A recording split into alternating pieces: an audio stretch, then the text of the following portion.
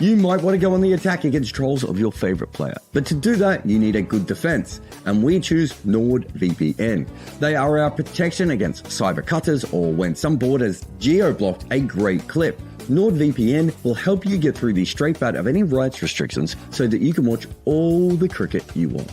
We aren't always happy with the pitches that we're on. Sometimes we just need a change. NordVPN can drop in a new surface to your location so that your IP address is always ready to score. So if you need to get around the internet's rules, select NordVPN. And so they can do things like help you watch a game on a cheaper stream in another country. So give NordVPN the ball and let them penetrate the vast internet issues you might have.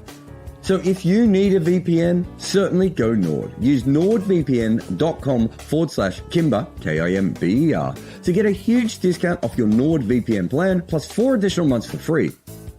Also, you can receive 20 gigabytes of a Sally data voucher as well. The link to all of this is in the show notes. Protect your computer like the fastest, nastiest, scariest bowler in the world is coming for it with NordVPN today. That's nordvpn.com/KIMBER. Go Nord today. Welcome to the Wagon Wheel. I am Jarrod Kimber. This is the podcast when we talk, we answer, we talk, we think. Well, sometimes we think, sometimes we just answer without thinking. Questions about cricket. The best way to do it is if you're on the YouTube channel live now, where I think Jessica was in there and maybe a couple of others as well. The best way of doing it is putting a YouTube question in, and a super chat is the one that I will absolutely be guaranteed to do because you've given me money and that's how life works. But if you want, just listen to this as a normal podcast, like a normal person, not a YouTube person, Patreon is the best way of doing it. So we have patreon.com/Jarrod Kimber. We have lots of questions on Patreon, including this one from Jack, who says, to what extent are specialist wicketkeepers valuable in this T20 World Cup? And who do you see as a proper specialist? This is in response to New Zealand media savaging Devon Conway versus Afghanistan. He didn't have a good game, did he? I think that's probably fair to say. Look, the truth is, Jack, we don't know how important specialist wicketkeepers are because we don't have any proper metrics on wicketkeeping. CricViz keep some stats based on, kind of what their analysts have a look at, but I've seen it before. It's very subjective, and I think there are a lot of wicketkeepers who don't dive a lot, who get seen as a lot better than wicketkeepers who do dive. So generally, a great wicketkeeper is more likely to drop more catches because they can actually get to more catches because of their footwork, right? So it is very, very tough. I think if we were to use Hawkeye data with it, and I don't know if they could do that, but we could probably work out stumpings and catches at the stumps quite easily. I don't know if we can use Hawkeye data all the way through the wicket keepers at the moment, but eventually spatial tracking will come in. But the truth is, I think they're really important, but we don't have any data that tells us about that either way. So we're kind of stuck in the dark a little bit. Jessica says, Jessica's everywhere. During a Reading career interview, AB de Villiers said that when talking with players who were less talented than himself, he always try hard to stay realistic, to emphasize and understand them. In the past, he previously said that Kevin Peterson really struggled to empathize with players who were less talented than he was, and he would often give them awful advice. I'm not sure I ever said that, but I think that's roughly true. In your experience talking about and with top cricketers, do more of them behave like de Villiers or Peterson? I think so. Someone like AB de Villiers is probably more a coach. He has that normal empathy and trying to understand where players are. Whereas Kevin Peterson and Garfield Sobers, Garfield Sobers kind of was asked quite a bit, and I've done a lot of research of this for my book. He was asked for quite a bit of advice, and he gave advice, but it was just advice that didn't help other players. There's actually a great story with Mark Waugh, which I asked Mark Waugh about and he doesn't remember, but I think Brad Haddon talked about it on a podcast where they were facing a left arm finger spinner and Brad Haddon just couldn't get him away. And Mark Waugh said, well, just come down the wicket and hit him over cover. So you see this everywhere, and it's something that I try, and I'm lucky enough to come from a family of educators. And so, my mum's a librarian, my dad was a cricket coach, a lot of my aunties and uncles were teachers. And so I saw that a lot, even more so than just going to school and being with coaches. And so you kind of understand that you have to play with people on different levels. Not everyone sees the world that way, right? And I don't think that makes AB de Villiers is a better person than Kevin Peterson. Kevin Peterson just doesn't understand why another person can't do what he does. So your overall question is really interesting. I think there are certainly a lot of peak players. It was something that Rahul Dravid talked to me about a lot as well in my chat with him, where he was basically saying that at a certain point, the great players can't always explain why they are great. And it's a really interesting one. And I have found I've talked to some really interesting players that are sort of slightly lower down. They're really good players like Chris Rogers and Jimmy Adams, with 2 great interviews that I had for my book. And they were much better at explaining sometimes the other players than the players themselves were. And so you do get a Kumar Sangakkara or Rahul Dravid who are very good, or AB de Villiers who are empathetic and understand that this player's on a different level and you need to explain it in a different way. But then you get a lot of other players who are like, well, he should simply not do that. Right? He should simply hit that ball for 4. I don't understand why he didn't hit that ball for 4. The Virender Sehwag model. So I don't think there's like a pattern. Some people are able to see what they do and what someone else does and the differences between them. And and this isn't just a cricket thing, of course, and a lot of people aren't. So we're talking about the top, 0.1% of batting in the world. And I also think it comes to where they are. Like, if you look at de Villiers, he's very different than Peterson.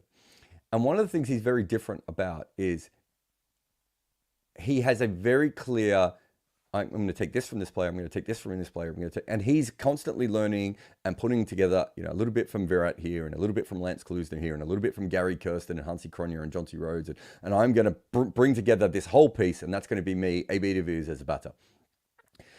You look at Kevin Peterson or Brian Lara, and I think those are probably players that are just themselves. And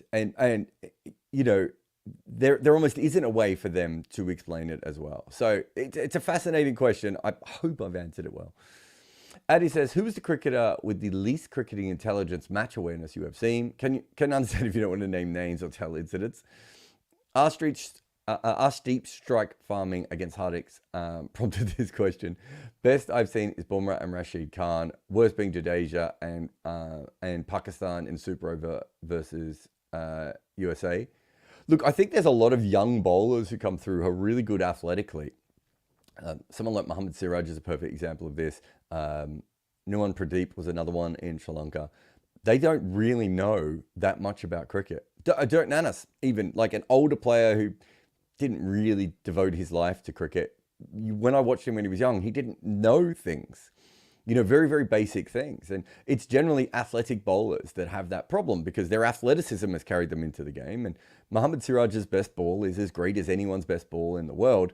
But, you watch early Mohammad Siraj and he didn't know the LBW laws, right? Nuwan Pradeep once hooked his own stumps down with a bat, and you see that a lot. Whereas a spinner, even if they do bizarre things, and Murali and Stuart McGill are 2 that come to mind who did bizarre things when they were batting and fielding at times, I always felt with players like that there was certainly still an understanding of cricket in a way that we don't see with the faster bowlers. So it's usually those faster bowlers, and quite often they don't have the same sort of backgrounds as other players. Being very fast and reasonably accurate enough to get yourself to international level is enough for, if you can bowl 88 miles an hour and hit a decent-ish line and length, you're probably going to play international cricket at a certain point, right? So there's probably some things in their education that doesn't always work. But the other thing that you're talking about here is sometimes you see players who are they don't, what's the best way of putting it? Like if you see a tail ender batting out in the middle and they're making bad mistakes, like you're talking about with Arshdeep, he's made 74 professional runs before that in T20 cricket, right? How many times has he been in that situation? Now, maybe he was a slightly better bat when he was a kid, but generally most tail enders are, have not done the batting hours. So they're doing something that they haven't done all that often. So it makes sense that they would make some errors. And you see this with part-time bowlers as well. Part-time bowlers just try too much, right? you've got a good delivery that works as a part-time bowler, go with that. And instead they bowl a different delivery every single ball because they don't think like bowlers. So I do think there's a big issue with that sort of stuff overall. Jessica says, Stephen J. Gould, but I didn't think we'd be starting. Is he the guy that founded Skeptic magazine? The Skeptic Society? One of those, isn't he? He wrote the following about baseball fans' prejudiced thinking habits when they tried to analyze their sport's history. We sit in our unsatisfactory present, surrounded by two mythologies that exalt the respective and conflicting ends, better futures by the fancy of progress and rosier past of the fable of the golden good old days. Do you think cricket fans suffer from something similar to this? So I remember, and I don't know if it's on the podcast we did with Wright Thompson, but I remember having a chat with Wright Thompson about cricket, the famous ESPN writer. And I remember having a chat with him one stage, and he was trying to work out Lords. It might have been when we were at Lords, or might have even been afterwards. I can't remember. But we're having this big chat, and he was trying to work out Lords, and he said it reminds me of country music. Of Lords is trying to create this environment, and Test cricket is trying to create this environment as well, of this thing that never quite existed, and that country music actually is a lot of people who were brought up in the country who moved to a city and then sang about how great the country was. And Test cricket is, and traditional cricket, I should say, is very similar to that, right? There is a lot of, it was better in when. And when you actually break it down and what they're saying, I remember when I was young, people would go on and on about how great cricket was in the 60s and 70s. There were hardly any teams. There was hardly any cricket played. You couldn't see it on TV, right? Like, just very basic things. And like you break down it very similar, and it's like, well, that's just normal nostalgia, right? You liked it because of the age that it was in. And I think there are country music, baseball, cricket, are three examples, and there are lots of them in life, where there's this feeling that they're old-fashioned. And so because of that, we pine for the good old days, right? And when I did Death of a Gentleman, and we would go and do talks around the country, people would say things like, we should go back to the amateur days. That would solve all this problem. What? Amateurism was an absolute sham, right? And if you look at the spirit of cricket's really interesting because it really becomes a big deal after World War II, right? And there's this whole push back towards the spirit of cricket at that point.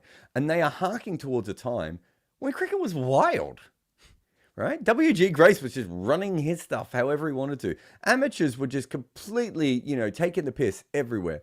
The Australian cricket team went on strike because they weren't played correctly. The first Australian cricket team to tour as an Australian cricket team, so after the Indigenous team, although the Indigenous team counts very similar as well, but the second team went as a co-op, like a union, and went and played, right?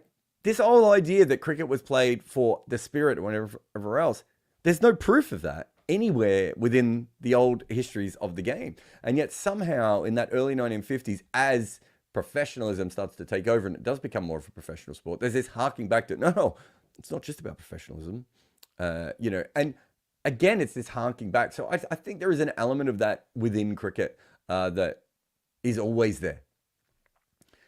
Ben King says, who are your top 5 under 25? I mean, the problem with a question like that, Ben, is I would need to remember who on earth is under 25. And I actually saw this question come in early and I still couldn't quite work out who my list would be at the moment. I suppose you would have Jaiswal, Fraser McGurk. Who else would you chuck in there? How old's Rachin Ravindra? He must be. Is he still under 25? Rachin Ravindra age? He's 24. Okay, so he just sneaks in. Who have we got bowlers wise? Nasim Shah. I suppose you would have him in there as well. And would you have Marco Janssen? Would be another one off the top of my head. That feels like a pretty strong list. I'm trying to think if there's anyone else out there. I'm sure if I could actually think of people who are, under the age of 25 over the last couple of years, that would help me quite a bit. But off the top of my head, that feels like a good list. I'm in on that. Let's go from there. John says, why has cricket not developed a method for counteracting dew? So my first question would be, John, is has the world worked out a method for counteracting dew? Like, if I'm just going to Google it live on air, how to stop dew. How to stop condensation, so that's slightly different. Yeah, I don't see anything here that suggests that would be the case.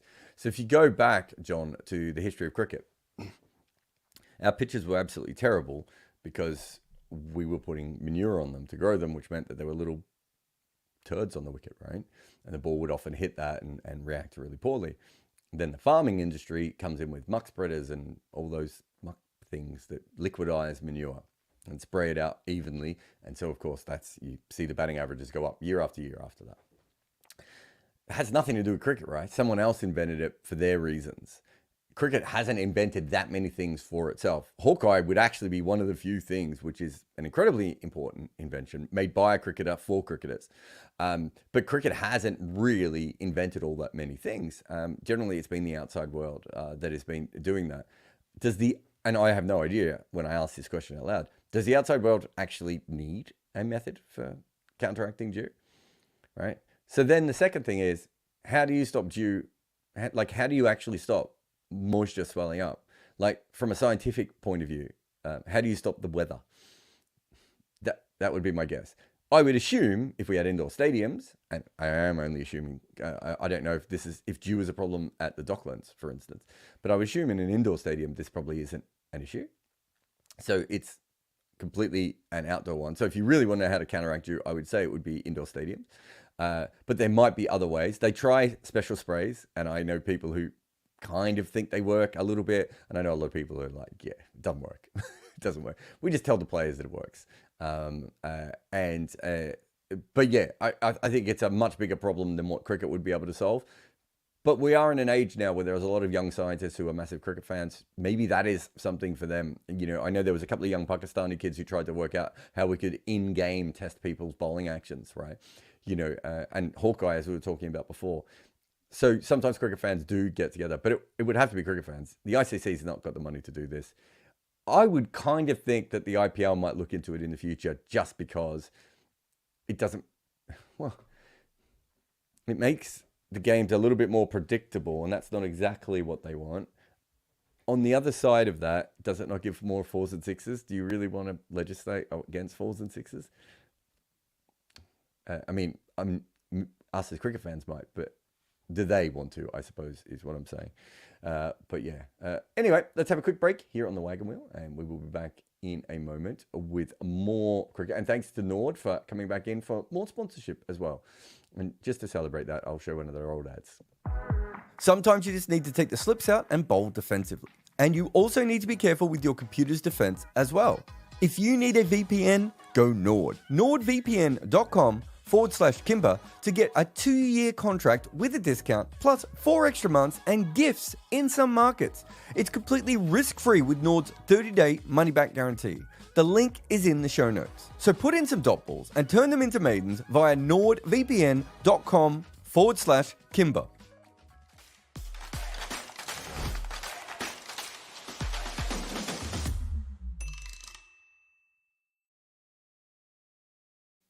Welcome back. I don't know if anyone can hear the excessive purring that is happening here. And I don't like it when cats purr. That's not because it's not nice or anything. It's just that it's a lie, right? They just do it for humans, for attention. I would give the cat attention anyway. I don't need the loud purring.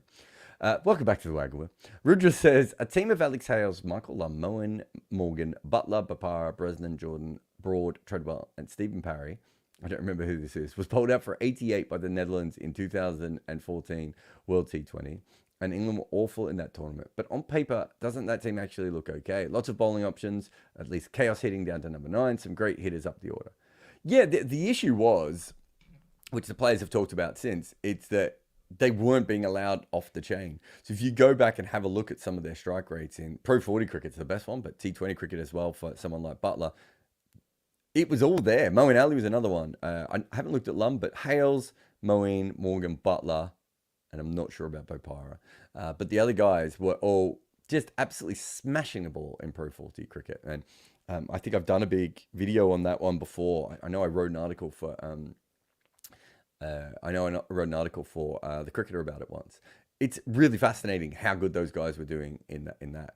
But when they got to the England environment, they were all afraid of being dropped. They were all in a situation where they didn't feel particularly comfortable, and they weren't being let to play the way that they did. So that's what Owen Morgan was saying in 2015 when he took over the side from Alistair Cook in the one-day cricket. He got both jobs, but I think that was the one-day World Cup straight after that. He was saying that they weren't put in an environment where they felt comfortable. And so what Owen Morgan did is he sort of picked, the 15 or 16 players he thought could change things, and then just said to them, look, we're not going to drop you. We're going to let you play the way you play. This is what we're going to do. And let's see how we go from there. So that is the bigger change. And we've seen that a similar thing with other teams before. The West Indies fast bowling is a very similar one, right? West Indies didn't suddenly get fast bowlers in 1976. They had been growing more and more fast bowlers for a long time, but they were still picking medium paces. They were still very spin dependent and everything else. And what Clive Lloyd says is, well, isn't this our strength? Isn't our strength just that we have four guys who can bowl really, really fast and keep the pressure on? And so they changed the game there. And that's the difference, right? Sometimes it's unlocking the talent within your side. And that's one of the big things, I think, when you are talking to coaches about, and interviewing coaches, should be saying, well, this is our squad and what do we want to do? And I think what McCullum said to England, and I'm just reading between the lines here, but, from hearsay and things like that, I think what McCullum said was, we're not very good at red ball batting, so why don't we let your white ball batters bat like white ball cricket in red ball cricket?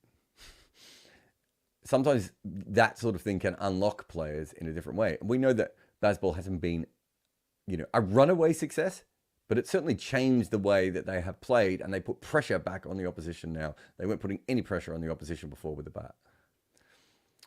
Ian says, is a maiden as valuable as a wicket in a T20 power play? No. So the expected runs in a T20 power play is probably, it depends which over you're talking about, but on mass, I think it would be about 8.6 to 9 overall. I think I'm right in that. I'd have to go back and look at the proper mass for you, Ian. But it's about 8.6 to 9. Depending on when you lose the wicket in the power play, I think in the first two overs, it can take somewhere around 20 runs off your expected total. And I'm not sure what it is afterwards, but I would say it's still more than 8.9. One of the best ways of doing having a look at this, Ian, is, and it is different for different teams, but if you look at two decently evenly managed sides, both of which who have batting down to number 7 and maybe someone who can hit at number 8, and you have a look at the betting exchange markets when a wicket falls on the expected runs total, you can see the difference. Whereas a maiden will bring it down about 8 runs, and it might be that the wicket might bring it down 15 or 20, 25, depending on the player sometimes, and all sorts of things.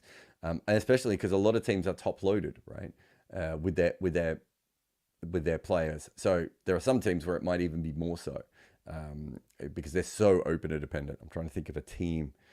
Well, Afghanistan would be a perfect example now. If Afghanistan lose an early wicket, you're probably not expecting them to make their full quota of runs. Doesn't mean that they won't, but over 50 games, they're so dependent on their two openers that can cause some issues. Rudy says, which teams in the current T20 World Cup would be the best test teams? I haven't even thought about it. I suppose Australia's bowling lineup's pretty similar, isn't it?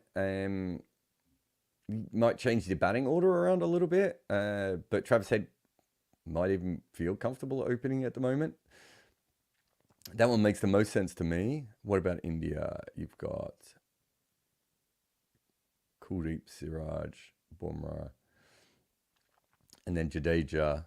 Actually, yeah. So that's the bowling lineup is done. South Africa's bowling lineup is pretty similar to their test bowling lineup again, isn't it? Off the top of my head anyway.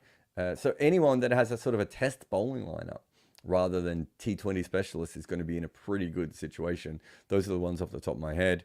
Sri Lanka's an interesting one because I don't know how Patharana would go in test cricket, but if you had Madhushankar and Patharana with Hasaranga and do they have the other spinner? They have the left arm finger spinner around. They don't really have an off spinner, but I suppose they have Dan and Joe. That's another one that maybe is on the verges of being quite good as well. It's certainly got a lot of good bowlers. So it's usually, it would be that, I would have thought. And then with the batters, kind of make it up with whoever you have left. It's more important to be able to take 20 wickets than anything else in a test match. That's how you win test matches, I believe. Prashant says, loved your conversation with AB. I was really fascinated by the fact he had to keep bullshitting himself to play some of his more amazing knocks. How big a factor is this in other batters of his S-tier level class? Does this hold true for other batters in B tier who play a couple of extraordinary innings but are never consistently able to do it? So Mark Butcher's one of my favorite stories on this, where Mark Butcher changed his entire personality to be more successful in Test cricket. And essentially what he did for a couple of years, and I don't think he's ever released a book on this, but I'm sure one day he'll get around to it. But essentially he just made himself into a star. Wouldn't carry his own bags, put the sunglasses on, hung out with famous people, started seeing... But he needed to do that to... Oh. Why has my cat done that to me? Thank you, Rodan. He needed to do that to get himself to a level where he felt like he belonged. And, I've talked to Butch quite a bit. And one of the things he told me years ago was when he just didn't feel comfortable when he was out in the middle in Test cricket because he didn't feel like he belonged. So he kind of tricked himself to feeling that way. And you go through a lot of Australian cricketers that have said similar kinds of things before of like, they weren't sure if they were ready, but they just convinced themselves that they were. And then they went out there and they played the innings. And once you've played the innings, you feel more comfortable anyway. So I do think that is a big part of it of sort of... It's one reason why I recently had some contact from some players who weren't happy with something that I had done. And they were like, you didn't get this right, or this wasn't what we believe, blah, blah, blah. And they were going through a few things. And I was like, but my job isn't to write and make stuff for you. My job is to make stuff for the audience. And this is how I saw it. And this is the evidence that I had in front of me. And this is the conclusions that I drew from that. It's okay for you to feel differently. You should feel differently. In fact, when I'm working with players, that's one of the big things I'm worried about. I don't want to say the thing that gets them into a negative space, right? I want to put it to them in a situation that allows them to be helped and everything else. And actually, sometimes even the opposite. Remember, there was one player that I could see he was going through an issue, and he asked for guidance. And there wasn't a technical reason. I think he just had lost confidence. And I said, just hit more sixes. And he sort of laughed for a bit. And I went, I'm not joking. You're at your best when you hit sixes. Go back into the nets and practice trying to hit as many sixes. And the next game, when there's an opportunity to hit a six, and you'll feel better, right? I don't know if that helped him at all or if it had any impact. But me going through the technical side of things and that stage wouldn't have worked. What he needed was that, right? He just needed to feel good about himself. And I can't remember who it was. I think it was Dennis O'Leary talking about Mitchell Johnson when Mitchell Johnson went through a dip in his form, and Cricket Australia wanted Dennis O'Leary to work with him. He's like, he doesn't bowl the way. I don't know what I'm going to do with this guy. He's got this weird action, blah blah blah. And then eventually Dennis O'Leary just sort of went, I'm just going to tell him how good he is, and he did. And he told him over and over again how good he was. And because it was Dennis O'Leary telling Mitchell Johnson how good he was, Mitchell Johnson started to believe. And I think, Mitch have talked about this before. He probably had imposter syndrome a little bit, and he needed that, right? Sometimes you just need to feel that is who you are. And we see it a lot in professional sports.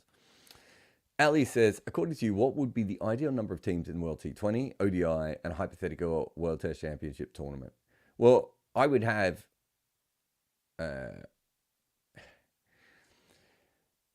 32. I don't think you'd have 32 in the Test Championship. I think Test Championship would be leagues. So it'd be, Division 1, Division 2, Division 3, Division 4, Division 5. And T20 World Cup, I would probably want to get to 32, which, I don't know what the Basketball World Cup has. How many teams in the Basketball World Cup? Yeah, they have 32, and it's football. I would just hope was roughly around the same. That kind of makes the most sense to me, having that number. One day cricket, there probably aren't as many strong one day cricket teams. Eventually, I'd want them to get to 32 as well. But you're probably looking at 16 in one day cricket at the moment, ramping up to 20, 24, and then moving on. But 32 it's a World Cup, isn't it? That's when all the teams that are the best in their regions come to an event. That's what a World Cup is supposed to be. I think a lot of people get very confused with World Cups. And then the idea is that you beat all those poor teams and you get to the top and then you beat the best teams and you win. You should have to qualify for an event because you shouldn't qualify for an event. My favorite one's always South Africa. You shouldn't qualify for a World Cup because in the 1890s, English people liked holidaying in Cape Town, right? You shouldn't qualify for the World Cup because in 1930, they were worried about bringing the West Indies and India and not having another Western team come in. So New Zealand come in early, right? You shouldn't qualify for the World Cup for those reasons. You should qualify for the World Cup because you're really good at cricket, that you played really good cricket. And we're starting to get to that sort of element and more, and it's great to see. And that means that we will lose some teams at times, Denmark and Kenya and those sorts of teams might have little peaks and then disappear. Who knows where Papua New Guinea will be in a couple of years. They've got an older side as well. But we will have other teams that will come up, right? Rwanda is another team that might come up. We had Singapore playing good cricket a couple of years ago. Hong Kong were playing really good cricket. We might get other teams rising and falling. Vanuatu and making a big play for cricket. So let's keep doing that. Let's make everyone qualify and have proper events. We're a long way away from 32 at the moment, but that should be the aim of the ICC, right? I would have thought. That's also, I'm just going to put it out there, 32 different TV markets. Bloody says, I recently watched highlights of the 1997 India versus West Indies Trinidad ODI, obviously. Who hasn't? Which included a 44 by Tendulkar and an 83 by Chandrapal. The shots played were like a test match. Appropriately, the match was played in whites with a red ball on an explosive seeming pitch. Tendulkar might be the greatest ODI batter, but how do you consider Chandrapal? Yeah, so I talked to a couple of people about Chandrapal recently for my book. I sent him a message. Unfortunately, he was not available to do the book himself. But I talked to a few people. They all felt like Chandrapal had many gears available to him that he never really got to. And we know he has that incredible innings in the test match against Australia. Was it 60 ball, 100 or whatever it was, 57 ball? I can't remember the number now. But, one of the fastest test hundreds of all time. And a lot of the people said that his upbringing and the way he thought about cricket really restricted his scoring rate. He made a conscious choice to be the Shivnarine Chandrapal that we saw.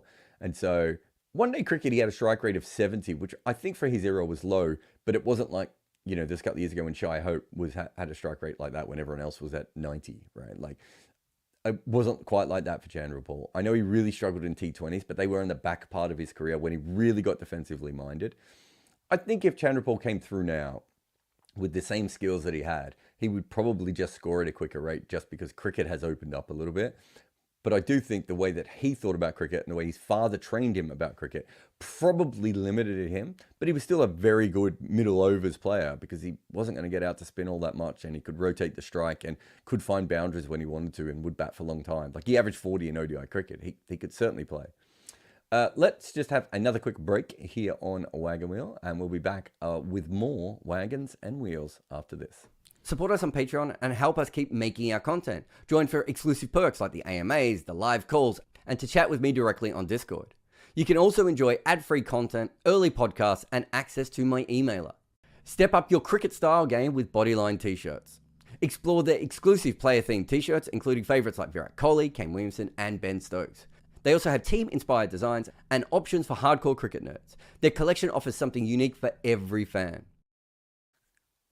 Scott says, who would be in your associate test 11? You can pick any current or non-current associate players. However, only players from current associate nations. Oh, so no Irish or Afghanistan, that's fair. So no players who previously or later played in tests for their nations. I suppose you would have...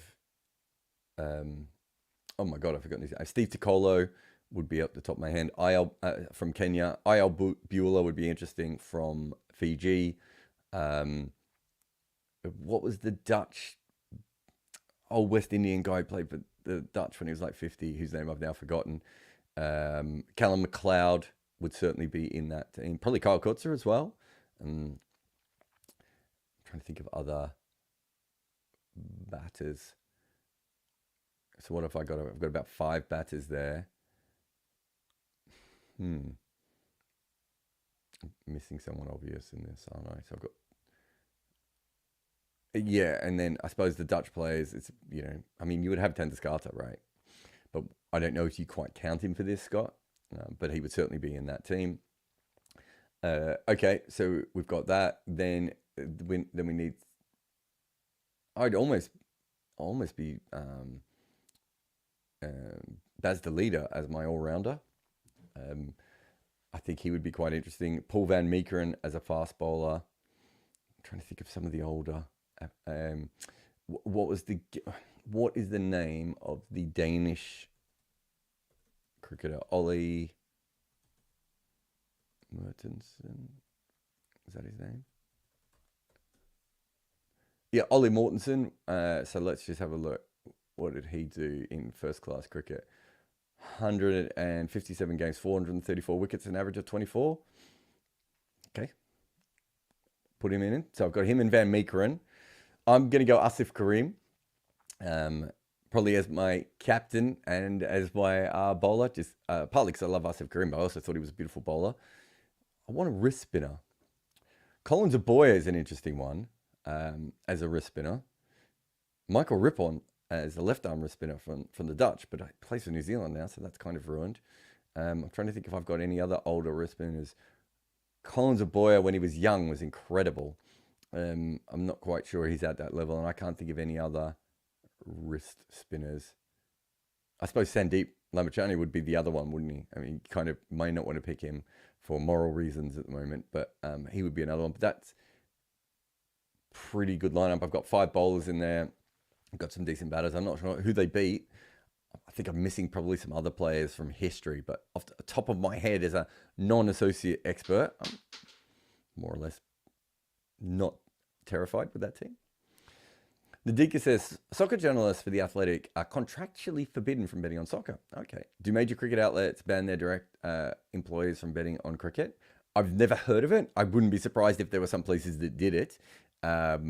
It's interesting because The Athletic have a lot of betting content now as well, don't they? I've never heard of an organization that has a ban. I know there are some journalists that have been told not to do it. I know that journalists are being encouraged not to do it in press boxes, to the point at which you can't use certain betting sites in the press boxes, certainly in the UK, because of court siding and things like that. I've certainly heard those stories before, but I don't think their bosses told them not to bet, although they might have. But yeah, I certainly have never been told that. I mean, I didn't bet, so maybe it wasn't an issue back then, but I've never heard of that one before, no. But it doesn't mean it hasn't happened. Ubik says, do you think Pat Cummins' missing fingertip significantly changes the way he bowls? It's interesting, isn't it?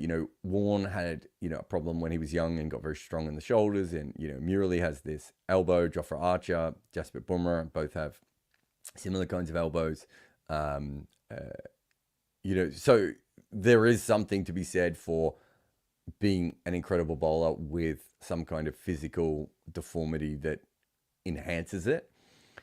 Whether Pat Cummins, the ball comes out of his fingers slightly different than it might for another bowler, it's hard. I don't know if that's something that we could scientifically prove or not. I know he's certainly talked about it before. I'm not sure if he has a definitive answer, let alone anyone else. I would assume it shouldn't make a big difference, but I can't be 100% on that. Ubik also says, what are the 5 best test wickets to play on in the past 5 years or more? Oh, it's a really interesting question, I suppose. What are the best 5 wickets? I don't know if I have a great answer for that one, Ubik.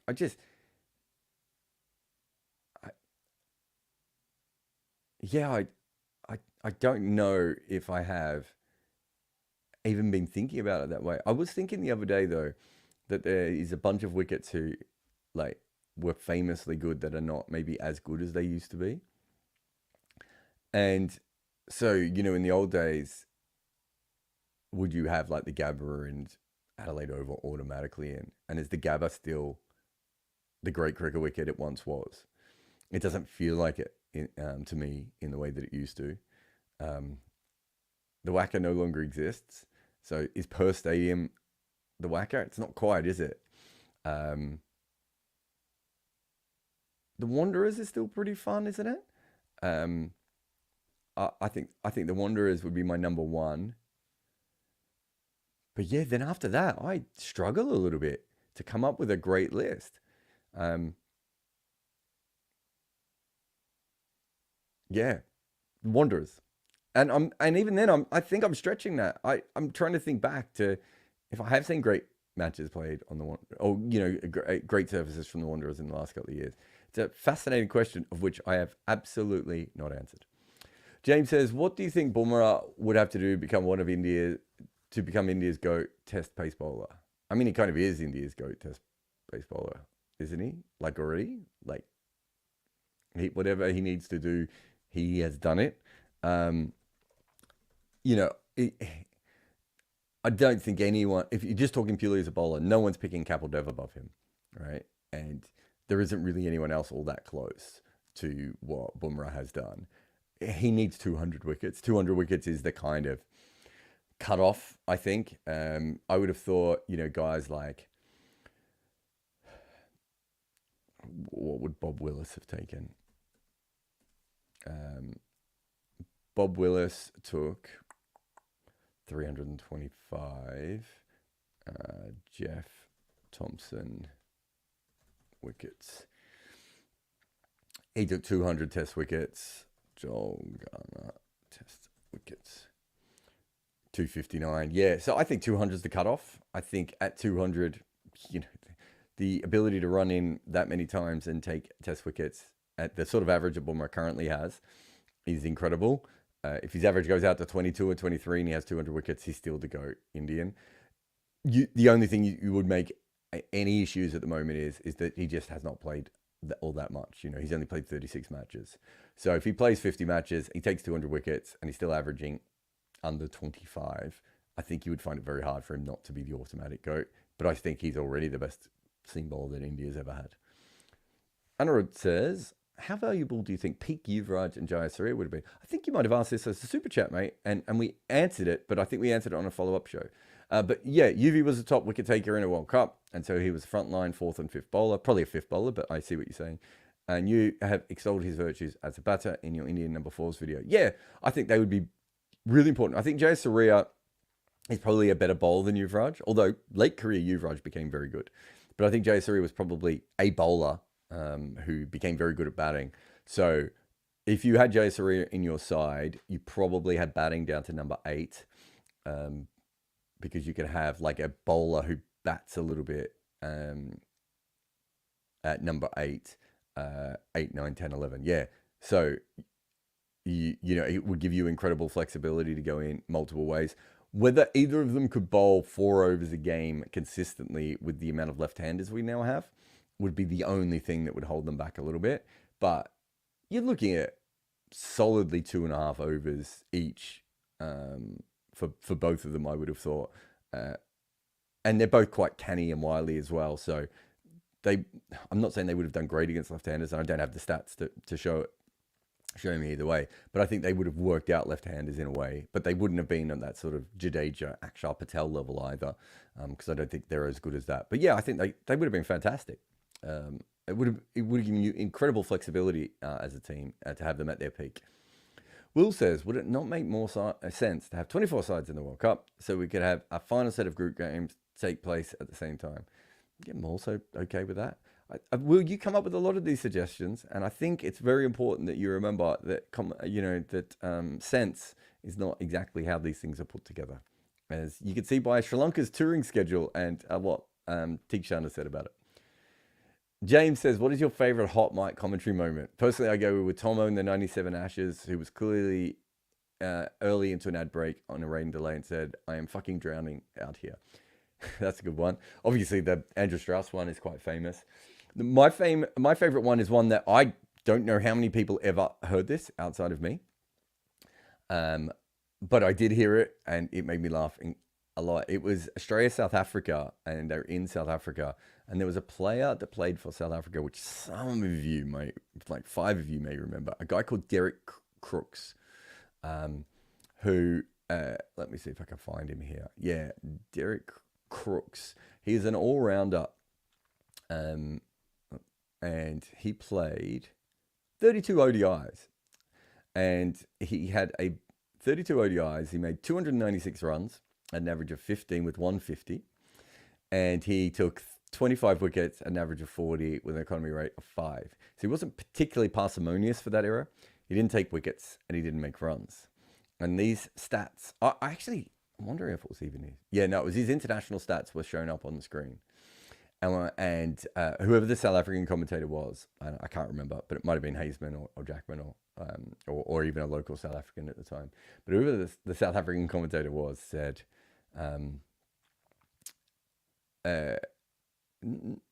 good all-rounder, Derek Crooks. Can bat a bit, can bowl a little bit, but mostly is a fantastic fielder. And then there was a break, and David Hooks, which I know is a bit confusing with Derek Crooks, but David Hooks, the former Australian player, was commentating, and you could hear him put his microphone down and say, and I'll paraphrase, but with a bowling average of 40 and a batting average of 15, he'd want to be able to fucking field. And it broke me. And I remember it must have been, I don't know, let's have a look. Let's see how far back we could take this. When they played Australia. So he played Australia in the 90s. Yeah. Okay. So he played Australia in 1997. So, and when was that? What time of the year was that? In April. So I reckon I went to school the next day and told every single person, right? And told everyone at my cricket club. And like, no one else heard it. I was just the only one who heard it. Maybe I had the sound up too loud or I had my headphones on or whatever it was. And I just happened to pick it up and it made me laugh. So yeah, definitely my favorite hot mic moment.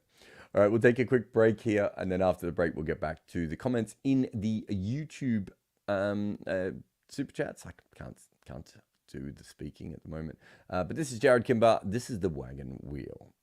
This is brought to you by Cricket 8. They are a new player in the game trying to educate fans on what is really happening in cricket. We have a partnership with them where we host live watch-alongs, do podcasts, and write articles. If you want to know what is really happening with our game, visit cricket8.com.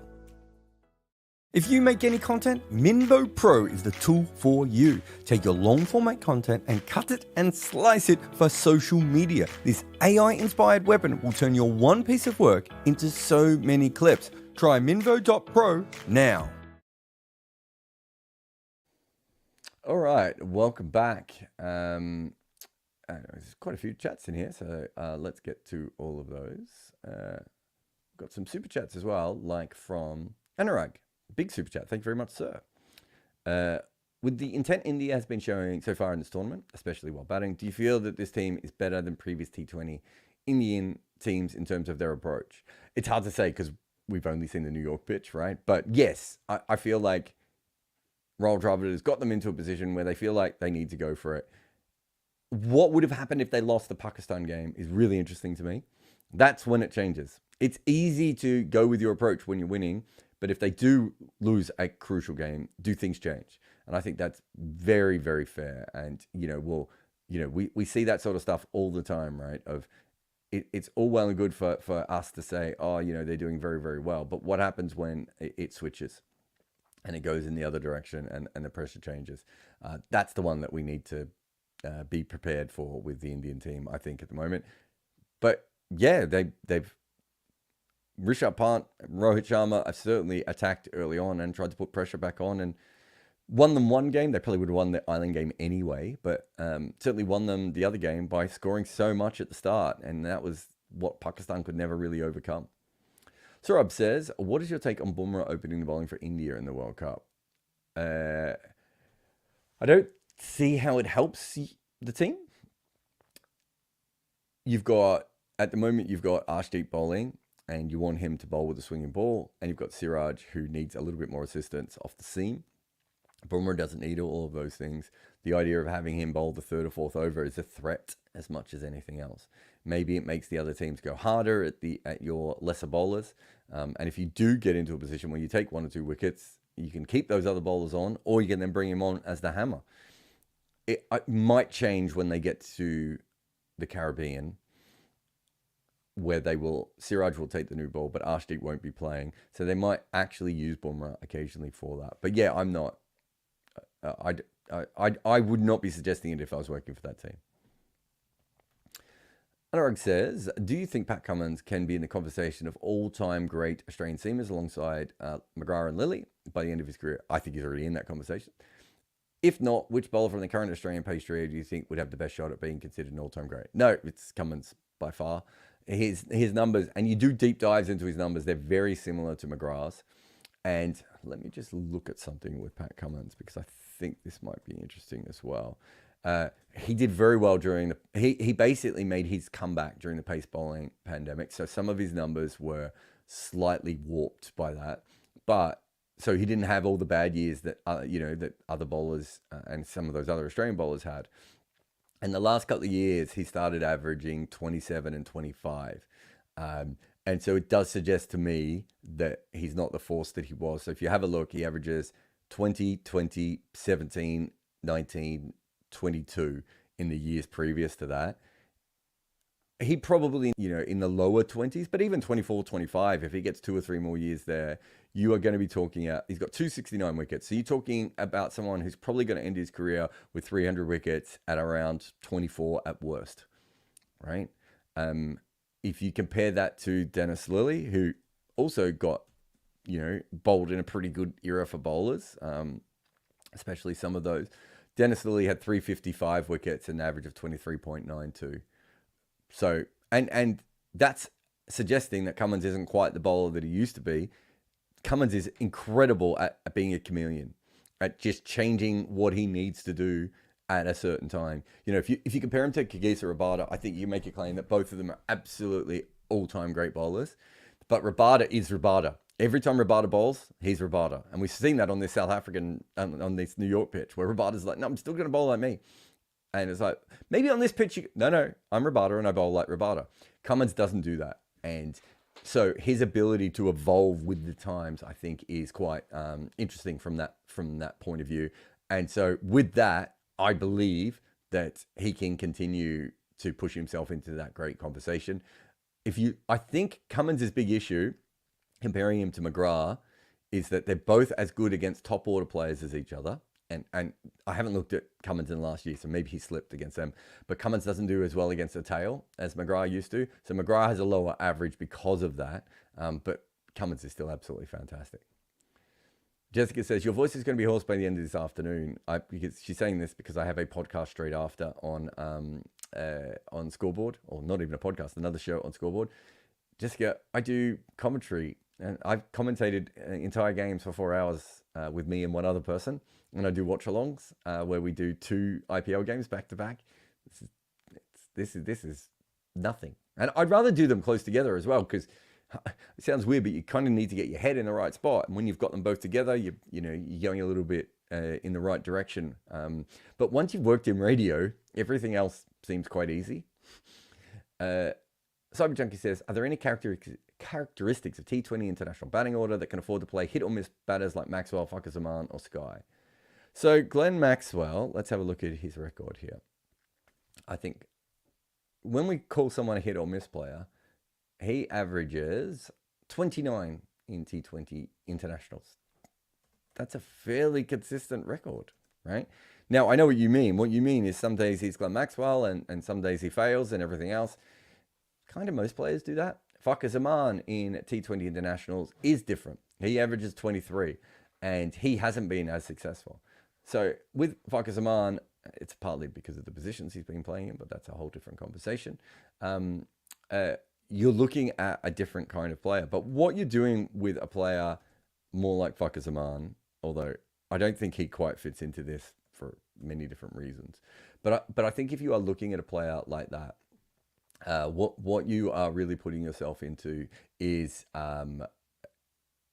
that you need to have an elongated batting order. So you need to have someone batting at number 8 in order to facilitate that. So it's the old Shaheen Afridi thing from the old days of, yeah, he can bat like a batter, but if you choose him like a batter, you actually end up with a situation where you half the time you don't have a number 6.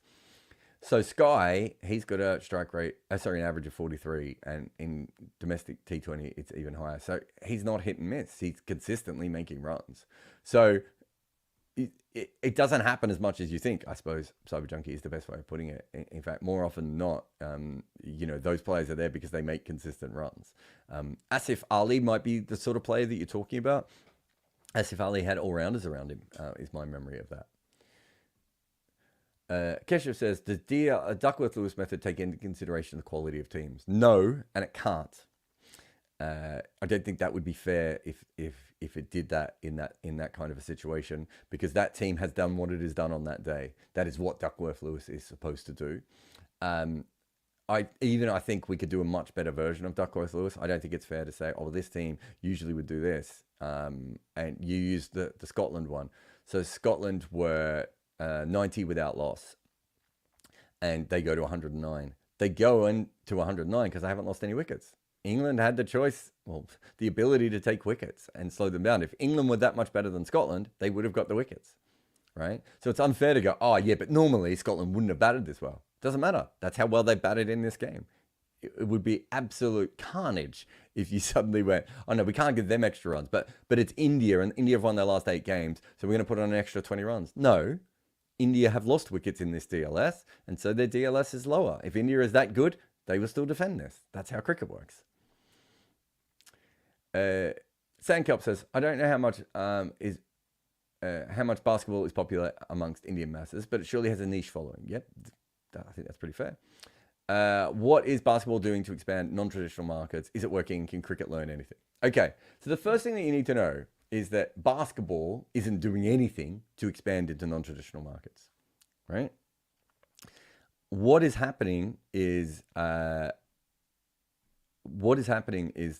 the NBA, which is a business, is expanding into markets. So the NBA has made a big push into India over the last couple of years. Obviously, they make a big push into Africa and Australia and Asia in previous periods. So, it's been quite consistent for a long time.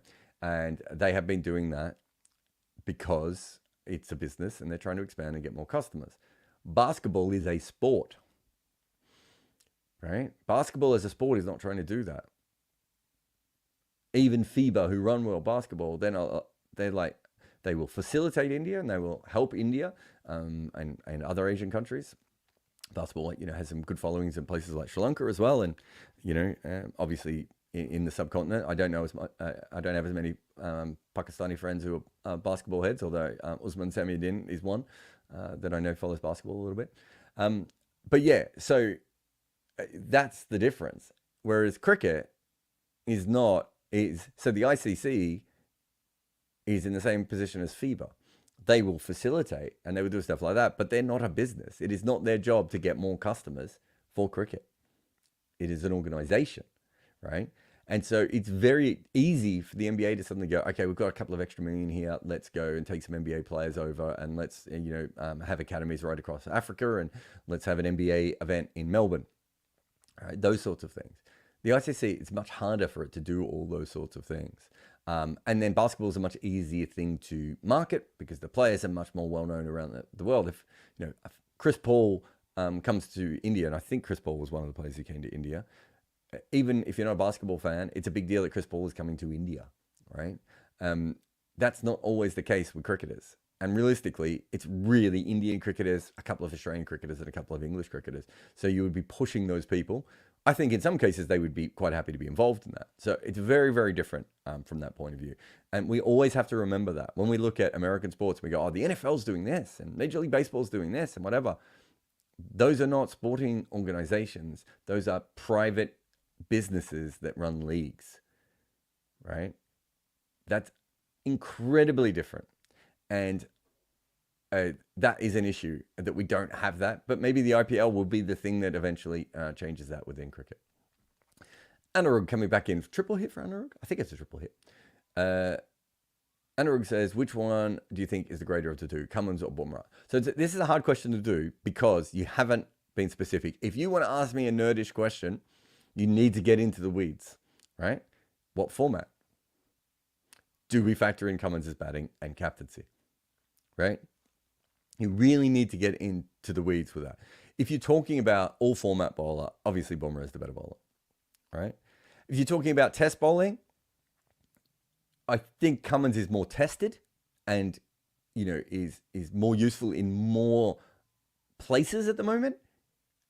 But I don't think that means that Bumrah can't be on that level or even above that level. But if you're asking right at the moment as a test bowler, like Cummins is probably the safer bet, but Bumrah might still have their higher ceiling there. But if you're talking all format bowler, it's obviously Bumrah. If you're talking cricketer, I think that's when Cummins would probably come back into the conversation a little bit because of the batting and now the captaincy as well. Not that I don't think Bumrah couldn't captain or anything like that, but he hasn't. And he's, outside of that one Stuart Broad over, which we all remember, we haven't really seen all that much there. Anyway, that's going to be it. And thank you very much to Anurag for all of his super chats, and to Sankalp and Saurabh as well, and everyone else for their questions in the group. I've got Crickfeek and Ragav and a few other people in there as well. Josh and Jessica, QTW, and Hypercost was in there as well. But yes, we will be back again for more podcasts very soon. But if you are watching live on the YouTube, I'll be back in like 12 seconds for the scoreboard. So I'm going to go off, powder my nose, and then be back. But if you're listening on the podcast, remember that you can follow us on Patreon, and all the podcasts will be there. And then we do separate live videos also on the YouTube channel. Good Areas Live, or Jarrod Kimber Live, whatever Muku has called it today. But that's where we're going to end this podcast. I'm probably going to be doing this a lot. We will be making ads as well. But remember, my new book, Overthrowing Cricket's Empire, is out. It's, I think, available in England. I'm not sure if it's available in any other markets at the moment. But it's about English cricket, but from the other side, and the teams that beat England for the first time. So it's about England heroes, but just the story is told in reverse, I suppose. Please go and pick up as many copies as you physically can. I'm Jarrod Kimber. This is the Wagon Wheel, and I will see you again very, very shortly. If you need a VPN, go Nord. Use nordvpn.com/Kimber to get a 2-year contract with a discount, plus 4 extra months, plus gifts in some markets. It's completely risk-free with Nord's 30-day money-back guarantee. The link is in the show notes. Protect your computer like a blocker protects the stumps with NordVPN today. Celebrate your cricket heroes with Bodyline t-shirts. Explore their player-inspired tees, featuring legends like Sachin Tendulkar, Brian Lara, and Viv Richards. They also have team-inspired designs and options for hardcore cricket nerds. Their collection is a must-have for the true cricket